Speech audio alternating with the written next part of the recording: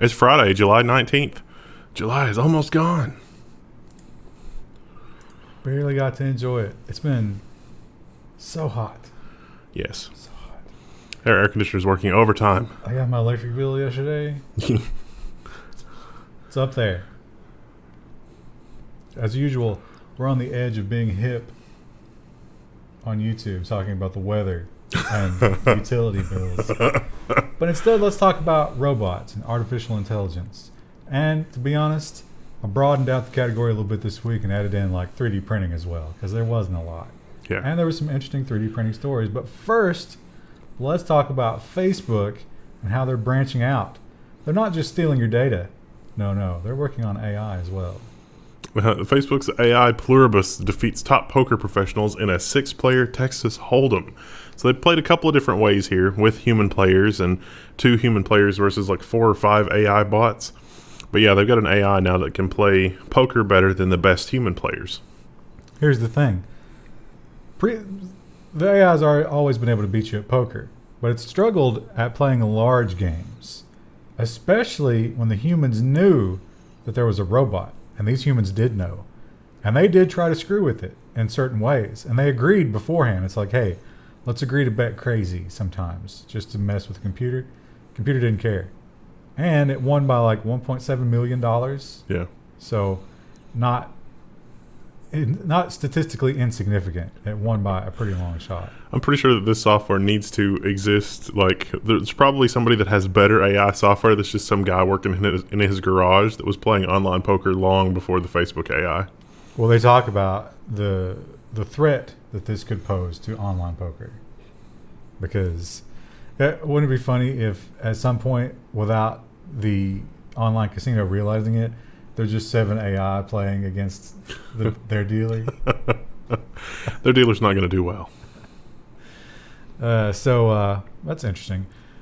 This next story, it's very interesting, but it also brings up kind of a terrifying thing that I hadn't previously thought of. I read that book, and it gets into some of that. But if you think about going to Mars, a lot of us romanticize it, right?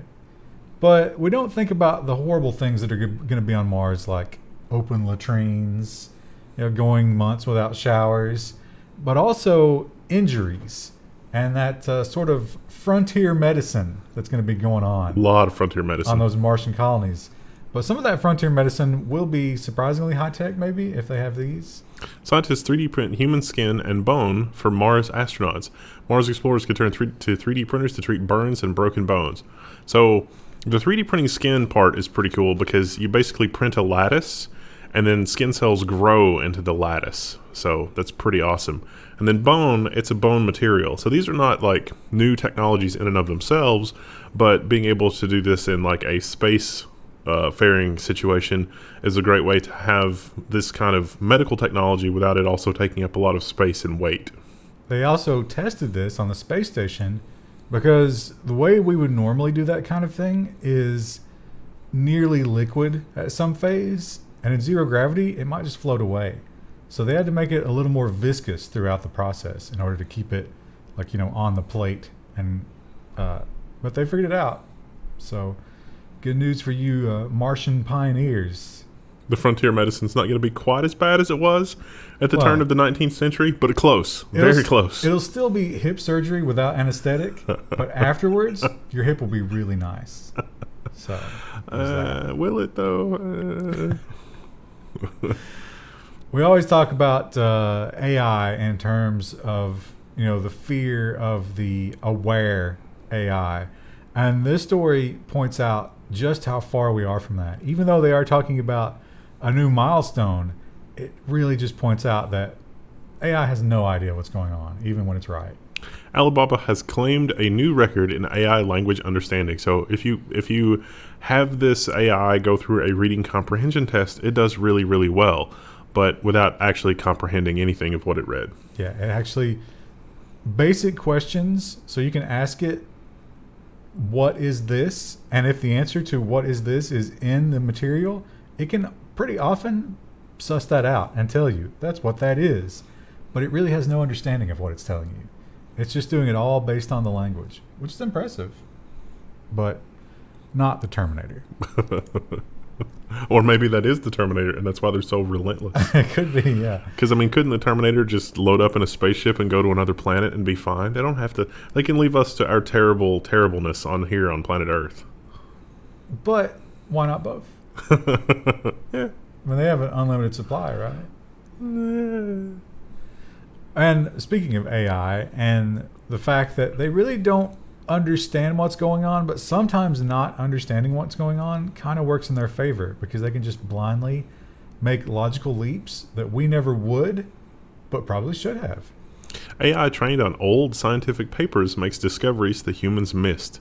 So scientists use machine learning to reveal new scientific knowledge hidden in old research papers.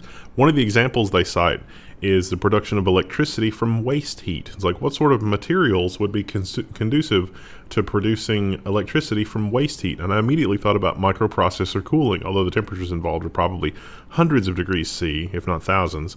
So it's a little different situation. And the AI, it's basically a giant word association net, was able to suggest other materials that were actually viable for that type of materials research. Well, they didn't really find new ones. What they did is they sent it back in time, essentially. They fed it old stuff. And so without knowing that this new thing was discovered in 2012, the AI discovered it in like 2004. Yeah. Just from the papers, which is pretty impressive. So they're thinking about turning this thing loose in a variety of fields and priming it to see what it can figure out. Unfortunately, the quality of our scientific papers have gone down dramatically since 2004. So yeah, everything that it looks at from 2019, it always goes back to gender politics. Because that's all scientific papers are about. That and climate change. That's all we've got at this point in scientific papers. Remember the self-driving shuttle in Las Vegas? We had that harrowing video of a truck very, very slowly backing into it. Well, that was November of 2017. They've just now figured out why that happened. The self-driving shuttle crash in Vegas happened because the manual controls were locked away. Even then, this headline is wrong. The headline, that is not what happened. If you read the thing, what actually happened was the delivery truck driver backed into the self-driving thing. That is it. Yeah. The car stopped, as you would expect a self-driving car to stop. And the self-driving car cannot be faulted for thinking, okay, I'm stopped. This person should not back into me as I'm stopped. But the truck driver did anyway. But what they're talking about here is the controller for this thing is actually an Xbox 360 controller. Yeah. And the military's using those now too. Yeah. It's like, well, they've had years of design to figure out what works best, right? Why not? But the Xbox 360 controller was locked in a box, which was the protocol for whatever reason. Yeah, it's like, oh, you could. So the driver and one of the passengers knew the truck was about to back into them, and they could have moved the car if they had access to the manual controls, but they didn't. All they had was an emergency stop button, which worked. But so now, I don't know if they even the headline remains is like the self-driving thing crashed. It's like, no, the self-driving thing didn't do a thing. It was the delivery truck driver. Inert car attacks the delivery truck. But I don't know if they're still testing this thing, but after that, they agreed maybe we shouldn't lock up the controller. Yeah. There could be situations where you need. I guess the fear was somebody would just be joyriding around with the Xbox controller. Yeah, a drunk in Vegas gets on one of these things and is like, woo. Yeah, I could totally see that happening. That's a thing that would happen. The wheel is still the superior way to drive a vehicle. Yes. Come on. I did not know that Krista was not going to be here this week. I think on some level I did, but who can keep track? And so I threw this in here because I knew she would love it. But it is impressive what they have done with 3D printing. This tiny house was 3D printed and built in less than 48 hours. I saw this and thought that this would be like if I have, some forested area that's out away from everything and I want to get away for a while. This is it. Like I could do this. This is something that I would like to have just in the middle of nowhere. This is a place that I can go to get away from everything. This looks amazing. Well, it cost you $10,000. I think they're looking to get it down to 4. Yeah, 4 is a little more palatable, but still, that's a really good deal. I don't know what the, because if you look at the ridges in the wall, do you think that could be concrete? Yeah, that's probably how they 3D printed it, and they just painted the inside of it. You could stucco that and make it smooth if you really want, but I don't care. It's fine. Yeah. I mean, it looks nice. A lot of wood for the top part. I imagine the wood is not included in the 48-hour. Probably not. And the poles are probably holding the roof on because one good strong gust of wind would come and it would just pop the top right off that thing. Although they did talk about these for hurricane-prone areas. So, although that is a lot of surface area for something just to get under there. Yeah. I don't know. Pretty cool. And they are also aiming to get the time to print lower. Although, I mean, are people really like, it's like, oh, it's been 24 hours. When do I get my house? You know? That seems like, This seems like this would be a good way to deal with like homeless populations and homeless shelters too. Well, I think it's more the land than the structure. Structure, yeah. Well, I mean, just put them in the desert. Just yeah, because that's humane. just lay out here and dehydrate. Well, it's like 10 minutes outside of any Californian city. 10 minutes by car, right? Cars that these people don't have. Every day. Well, they keep them busy, right? Because they got to walk in for their water ration and then walk back. They'll be the fittest population ever. We've talked about the controversy of the assistants. This week it was Google, but it's been Alexa a lot of times in the past.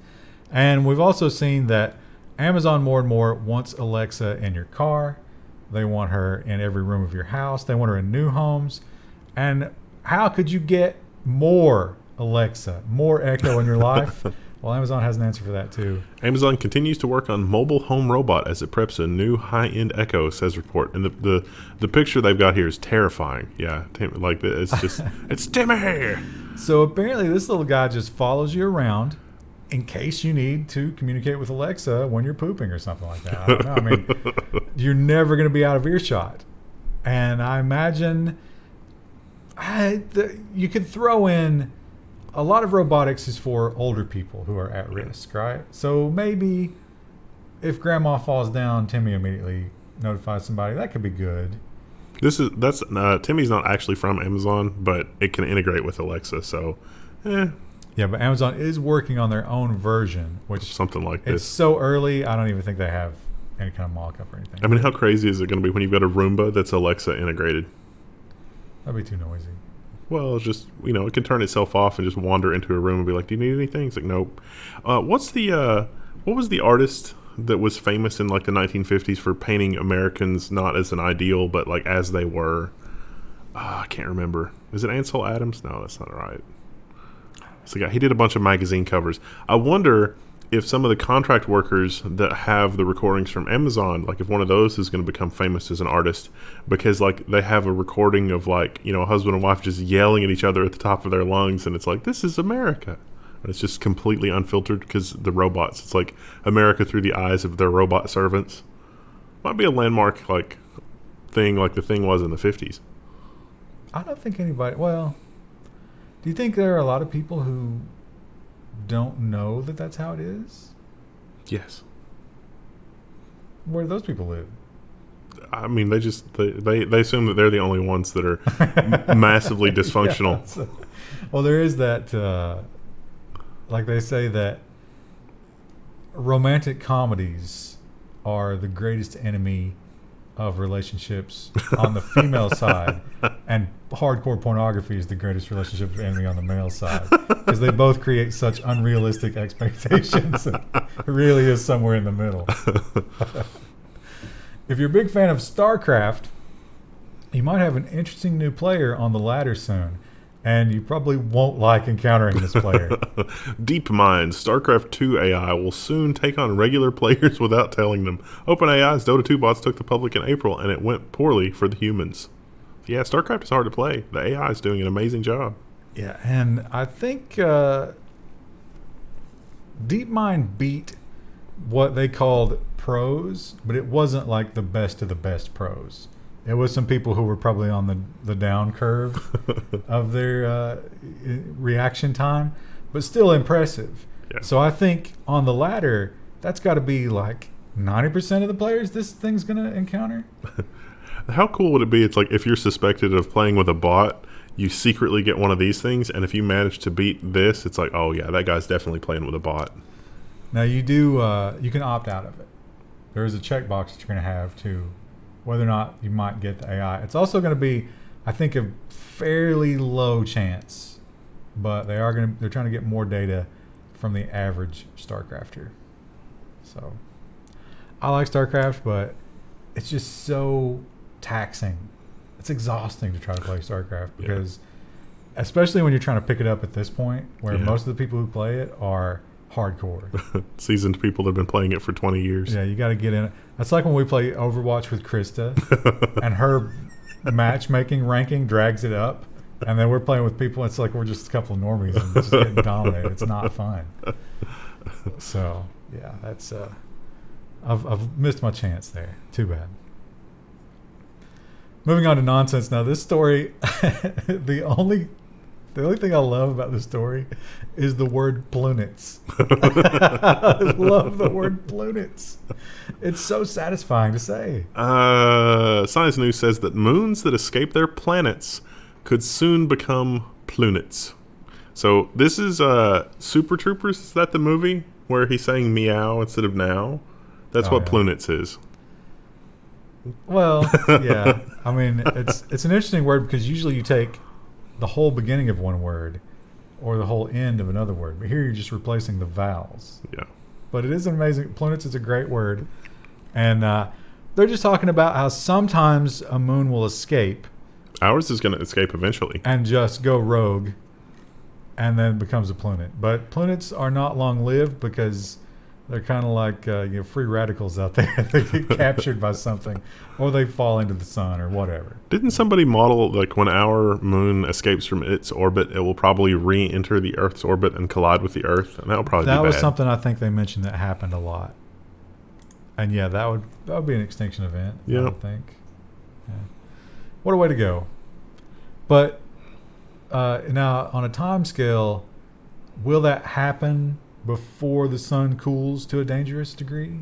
No, I don't think so. I think it's before the sun is going to engulf our planet, by turning into a red giant, but it is likely that we will have already undergone a lot of bad things from other changes that are happening inside the star.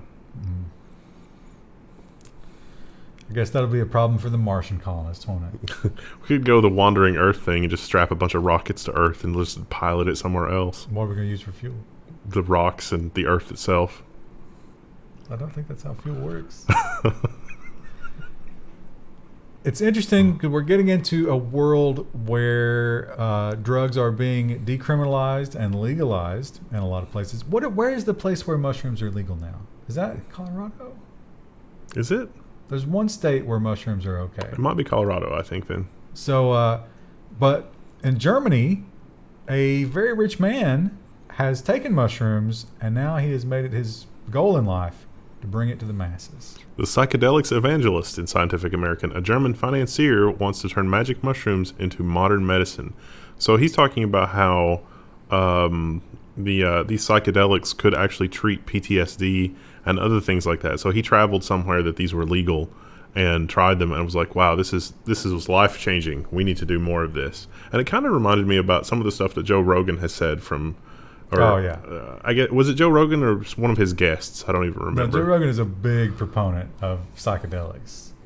And he claims that if you get in your sensory deprivation tank and you're high on, I think DMT is the one that he talks about, but it's pure super ego. Like all instinct and present self goes away and you're just like on this higher place. And that's what this guy describes. And when you come back from that, you have a whole different outlook on life. So, well, if it's, a less depressed outlook on life, I would say like half the U.S. population probably needs that. Now, the other side of that coin, of course, is the people who take it and like shoot themselves or something. Although that could be purity of whatever it is or dosage or whatever. And so you imagine that if they're doing it like this, they would have a scientific way of approaching that. You could do it as a resort. That could be a theme resort where you just show up and then... Well, that's the... you can go to South America and do the... what's the name of it? Ayahuasca. Oh, yeah. Because it's sort of a religious thing. Yeah. And so you go down there and you go to the shaman. The guy that wrote the Fingerprints of the Gods did that, I think. Yeah. That guy's got some crazy stories. But, I don't know if I would be tempted to do an LSD weekend or a mushroom weekend. My brain barely functions as it is. I don't want to disturb that. That is something like, it's sort of like having kids, right? When I come out the other side of it, I know that chemically I'm going to be changed. And I might like that. But would now Ryan like post-mushroom Ryan? And does that matter? There's a lot of really high-level questions. Does pre-mushroom Ryan cease to exist? Does he die, in a sense? Because I know, like, post-kids Ryan, current Ryan would not like. I'm assuming that I would undergo that change where I didn't hate them. I don't think everybody does that, though. I think some people are pretending. I don't want to take that risk. I can't tolerate things that mess with my sleep schedule. Oh, don't get cats then. This is a great feel-good story about Uber and wildlife.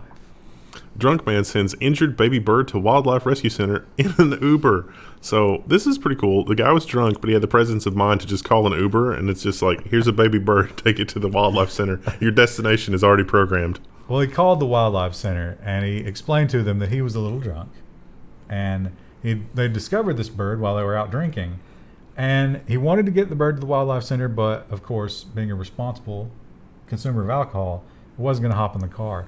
Now, he mentioned that a couple of Uber drivers showed up and then turned him down. They would not transport the bird. Interesting. I mean, I guess the bird could poop, but I think it was in a container or something. So it was an injured baby bird. I don't know, but everything played out. Eventually, they got an Uber driver who was happy to deliver him. Look at him. I'm glad it wasn't a pigeon, because that would have been a waste. I don't know what kind of bird it was.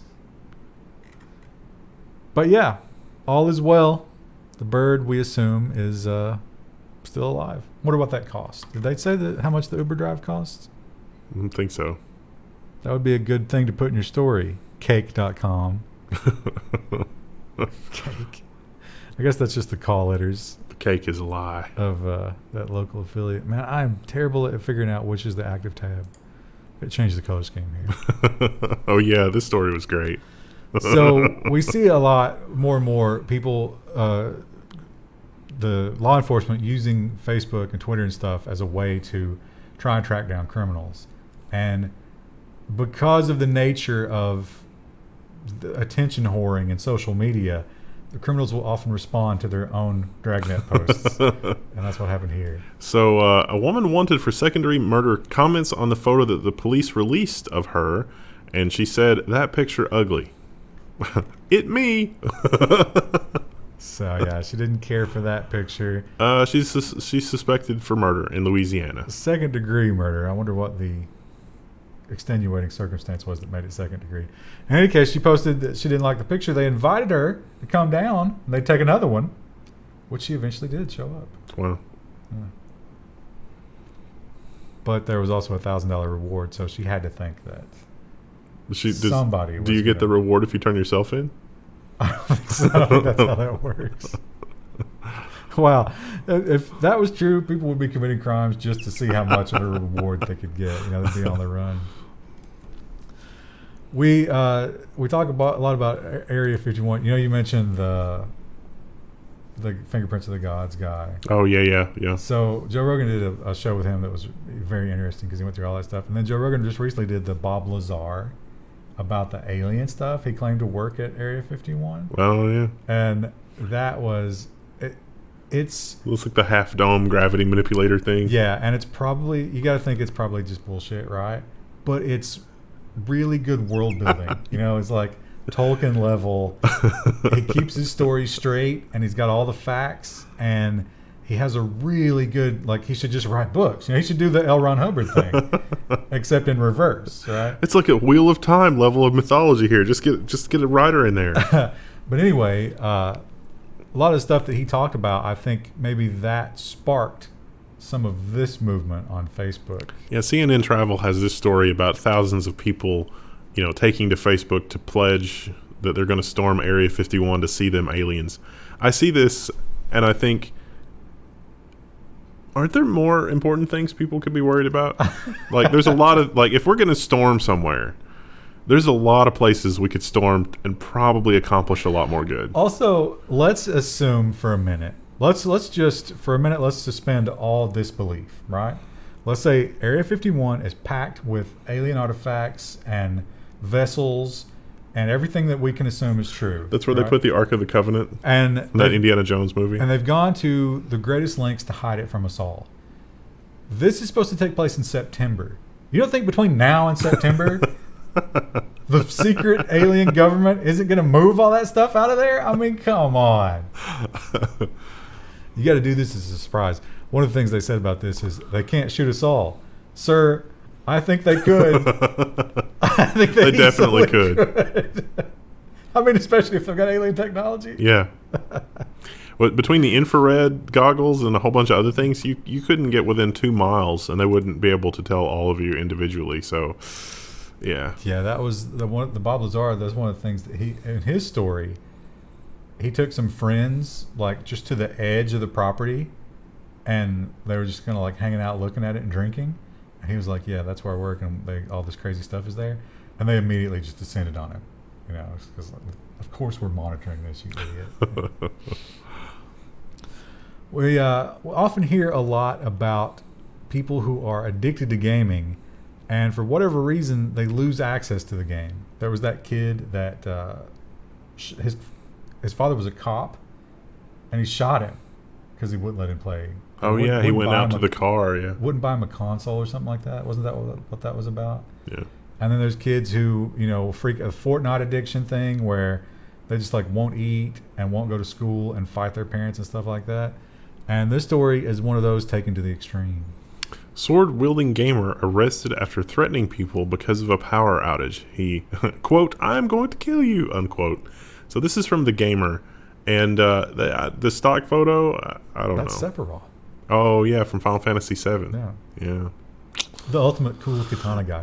I imagine if you're a katana guy, in your mind's eye, that's what you look like when you're in public with your katana. I just think that he didn't have anything else better to do with his time, so he was just sort of going crazy. Well, so what happened here was they had a contractor at their house doing some electrical work. And as you might do before you do electrical work, turned off the local power. And nobody had told Junior about this, I imagine because he was locked in his room 24 hours a day. And so in mid-game, he was cut off. And it sent him into this blind rage. It ultimately led to a police standoff. Wow. Yeah. But he did give up eventually. Let's calm down a little bit. I guess I might have overreacted. He realized he hadn't mastered the blade to the point that he could stop those 9mm bullets that the cops had. So discretion was the better part of swordsmanship that day. Oh no, I missed this one. No. Oh, it's pretty much what it says in the headline. A 14-year-old has quit school to play Fortnite. But what are the details? So here's the thing about it. This kid, you might think, well, who let this kid do this? Doesn't he need his parents' permission to do this? His dad claims, quote unquote, "I've been breeding him for this." So the father has some sort of eBay business related to gaming. Maybe gaming paraphernalia or something like that or whatever. But you also get the impression that they've got a little bit of money because the kid's 14. He can't drive yet, but his father has already purchased him a Maserati with a personalized license plate that matches his gamer tag. Wow. Yeah. So he claims, this is the father claiming that the kid was sort of a dynamo when it came to video games, and at 3 he was playing video games and mastering them. And so he's like, yeah, he's on a Fortnite training regimen and he doesn't have time for regular school. He does 3 hours of online school in between Fortnite runs every day. Well, that's one way to ride a bot. But if your dad's got Maserati money, does it matter? He's going to have his own merchandise line soon. Yeah. I wonder if he streams. He probably should. That'd be one way to supplement that income, right? Our next story didn't make any sense at all. This is one of those stories where I put it in there before I read it. And after I read it, I was like, what did I just read? But I think I kind of understand it. I'll get your interpretation first. U.S. court says the Night King from Game of Thrones was completely meaningless. So there was a court case, and the court case was about some random crap that doesn't matter. And the U.S. judge was like, look, the lawyers here are making arguments about this court case, but the matter before the court is this. All of this stuff in the argument doesn't matter. It's like the Night King from the last season of Game of Thrones. That's exactly what. But because that is now in case law, then the U.S. court system has declared that the Night King never mattered. I guess. So why? If you want to sue the creators of the show. Spoiler alert, I guess, in case anybody hasn't seen it still. Sorry. I mean, if you haven't watched the last season, don't. Just whatever's in your head that you think is going to happen is better. So I wouldn't poison that. They did the Half-Life 3 thing. The whole reason there's no Half-Life 3 is because anything that they come up with is going to be disappointing, because the story has built, the Half-Life story, the Gordon Freeman story has built to such a point and such a degree that there is no satisfying end to that story. Except there will be when he writes it. It would be like, okay, Valve and the original writers did Half-Life 1 and 2, but we let a litter of kittens with fetal alcohol syndrome write Half-Life 3, and somehow the story didn't turn out well. I don't know. I don't know. My faith in George R.R. Martin is shaken to write a satisfying ending to that story. I think he has the ability to write a satisfying ending. Does he have the ability to write it before he dies? That's the question. It's a race against time right now, or whatever disease is taking him out. You know, there's got to be something. We have a problem in this country with smartphones. The smartphone has destroyed some things. Like, I wonder about, bars do like trivia night. How do they enforce no phones for that? They would have to, otherwise it'd be too easy to cheat. Yeah, it's too easy to cheat. And then, you think of things like game shows and stuff like that. I'm sure that you have to really control, like, of course the contestant doesn't have a phone, but what if somebody in the audience has one and there's some sort of signaling mechanism? They're blinking out in Morse code the solutions. Or, like, imagine if it's, what's the one that was multiple choice and you could phone a friend? Who Wants to Be a Millionaire?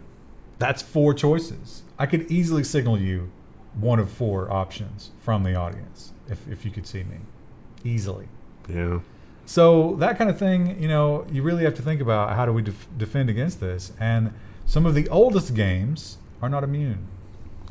Chess grandmaster admits to cheating with a phone on the toilet during the tournament. So yeah, he went to the crapper and he was playing the game on his phone or whatever to try to win. I get the impression that they do search you when you come in to sit down and when you come back from the bathroom. So he had hidden it there earlier, like Michael Corleone. And someone went into the bathroom after him and discovered it. Here's the interesting thing about the story. Somebody went back after they figured this out and dug up his performance, and somehow right around this time he got way better. Remarkably better. And so there's some question of, like, has he been getting away with this for a little while? A dark day. He's retired. He admitted it, and he said that was his last chess game. He's done. Can't keep up. This story is astonishing. On so many levels. I mean, I'm right there with you on the front line. If you start shooting first in the SJW revolution to fight against the nonsense that we're living under, I'm ready. Start it tomorrow. But there is a counterweight to that. There is the other side that can be just as crazy. And we can't embrace them just because we hate what's happening now. Newsweek has this headline, which is 1 million moms protest the Toy Story 4 over quote-unquote dangerous lesbian scene. So it's not even a scene. It's just in the background. There's a little girl that's dropped off by two women, and we don't know that they're lesbians. What if they're sisters? What if it's a mother and a stepmother? Or what if it's sisters is good too, because it's like the sisters are going off to high school or whatever, and they're dropping off their little sister at wherever this is. But the comments that they make about like how horrific this is, subtle in order to desensitize children. To what? Is it though? Obvious that the child has two mothers and they are parenting together. But is it? I don't know. Subtle but obvious promotion of the LGBTQ lifestyle. Is it though? I don't think it is. I tried to watch the clip and I didn't see these things. But it's also, it's part of that idea about like children should not be exposed to sex, for example, right? But they weren't in the clip. But what I'm saying is, like, should we actually take that stance? Because is it at all possible for you to shield your children from that once they get out into the real world? There are lesbian couples, and they might encounter them. I'm pretty sure that children would be more exposed to sex through the Dick Van Dyke Show, where Laura and Dick slept in different bedrooms. And they have to ask why. Yeah. And that was more than whatever this was in the Toy Story clip. But here's the thing. With what do you think the average age is that a kid gets a smartphone and or tablet with the internet on it? Oh gosh, like very young. Because before they're ready. You think 5, 6? Because it's not like you've reached a level of maturity. Here is your device. It is a game of exhaustion. The children will exhaust their parents, and it's like, here's this magic box that makes you stop. But on that day, all bets are off. Yeah. Anything that you've tried to shield them from up until that point, it's over. They've seen it. Yeah. And they're not seeing it in a necessarily educational light at that point. And they might be getting some weird signals. You know, as a kid, you were a reader, I think. I was a reader. And so it was from the time I could pick up a book, it was like, oh, that's interesting. Yeah. That was before the internet. And my parents because the land I was from didn't have the internet, even though the internet was a thing. My parents were very strict when I was really young about, what kind of stuff I could consume in terms of media. We weren't allowed to have a TV. But books, they didn't care. They're like, oh, reading is good. You should definitely be reading. And they were both like big readers. So we had like this giant library of shit. Yeah. And I was like, wow, I could get away with whatever I want in the book world, which actually that may be a pro-parenting strategy, because as long as I thought I was getting away with something, I was reading like crazy. And I think that helped me in life, Wow, this book is seriously messed up. These characters are just terrible. Yeah. I got a hold of, was it like Tropic of Cancer, Tropic of Capricorn or something like that at one point, and I was like, whoa. Who overlooked this? That I shouldn't have this? Why is this in the school library? I don't understand. Anyway, the lesbian couple thing is just, it's ridiculous. But not as ridiculous as our next story, which we've covered before, but it's always nice to have a new piece of data that confirms what we knew already. But before we move to this story, here's a question for you. If you're Disney, right, is it more damaging PR-wise to come out and say that couple is not a lesbian and anger one side, or to come out and say, yes, that couple is a lesbian and we celebrate LGBTQ, which is the worst move down to dollars? Oh, that's an engagement challenge question right there. We want to see the math. Show your work. But yeah, you're talking about this story, and I think we did cover this maybe before, but someone has once again discovered it. Turns out that Juggalo makeup blocks facial recognition technology. And so if you're not familiar with Juggalos, as I was not the first time I encountered this story, it's a music thing. And if you are a Juggalo, that is a fan. I guess like, a Kiss Army Soldier, maybe. And then a Juggalo is kind of like that. Although I guess those are warring factions, technically. You can also be a Juggalette. Oh, okay. There's that great YouTube channel where the guy's like, this is for all the Juggalos and Juggalettes. And then he jumps onto something dangerous. That's all it is. It's black and white face paint, and so a lot of AI face recognition technology has no idea what to do with that. So you are invisible to those technologies. This is a really well done stock photo.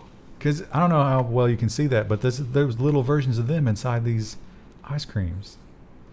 Anyway, they point out why this is the case. And I suppose the Violent J version. What's the other guy's name? I don't know. Shaggy Two Dope. Okay. Although it's funny because he's Shaggy Two Dope. I assume that used to like be related to his hair, but now he's bald. So he's not Shaggy at all. Anyway,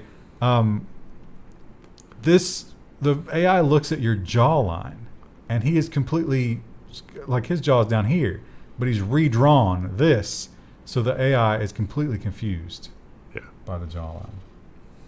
So if you're going to do Juggalo paint, now I wonder what the etiquette is. Here's another engagement challenge. Do you mimic your favorite insane clown with your face paint, or do you do your own design? Well, your own design would be more recognizable once you knew the secret, like on closed circuit television and things like that. Once you found it, it's like, hey, AI, look for this face paint. I think you'd have to change your face paint every day. But if they all do one of the two, then you're lost in a sea of Oh, yeah, that would be much anonymity. better, yeah. So I don't know exactly how that's supposed to work. This goes out to all the juggalos and juggalettes. Tell us how you do it. Eventually, it's going to be like in a Scanner Darkly, where you have to wear the face mask that just changes your appearance constantly. Or if you prefer, Rorschach from the Watchmen. But here's the thing. This is only for one kind of facial recognition AI. Yeah. For example, the Apple face scan, this would be useless against because it's a 3D representation. It doesn't look at the colors or anything like that. Or the Chinese gait recognition algorithm. Yeah. You have to paint one of the two clowns, and then you have to adopt the Juggalo swag, and you all walk the same as well. Truly, it is the darkest timeline when you show up in all this getup and garb at McDonald's, and the McDonald's AI is like, your usual, sir? And it's the correct usual. It's your license plate. What do you think the usual for a Juggalo is at McDonald's? A large black coffee and probably a triple patty, like whatever's the triple patty thing with bacon. Extra straws. Extra straws, yeah. All right, well, that's all we got this week. And we'll see you next week, probably with Krista, maybe, possibly. Camping, we don't know. It could be another. We don't even. A cabin was mentioned. LTX is coming up soon. I'm going to be there. So I don't know. The only way you'll find out is if you tune back in, right?